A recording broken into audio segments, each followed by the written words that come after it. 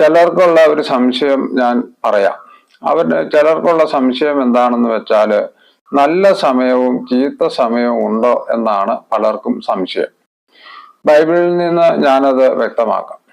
അതായത് നല്ല സമയവും ചീത്ത സമയവും ഉണ്ട് എന്നാണ് ബൈബിൾ പറയുന്നത്. ബൈബിളിലെ ആ വചനം നിങ്ങൾക്കറിയാമല്ലോ. വിതയ്ക്കാൻ ഒരു സമയം, കൊയ്യാൻ ഒരു സമയം, ജനിക്കാൻ ഒരു സമയം, മരിക്കാൻ ഒരു സമയം എന്ന് തുടങ്ങുന്ന ആ വചനം വളരെ വ്യക്തമായി പറയുന്നത് ഭൂമിയിലുള്ള സകല കാര്യത്തിനും ഒരു സമയമുണ്ട് എന്നതാണ്. അതുപോലെ ബൈബിൾ വളരെ വ്യക്തമാക്കുന്ന ഒരു കാര്യമുണ്ട്. ദൈവത്തിന് ഒരു സമയം എല്ലാ കാര്യത്തിലും ഉണ്ട്.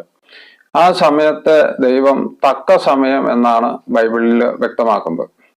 അതുകൊണ്ട് ഒരു സമയം, നല്ല സമയവും ചീത്ത സമയവും എല്ലാവർക്കും വരാം. എത്ര വമ്പന്മാരാണേലും ചീത്ത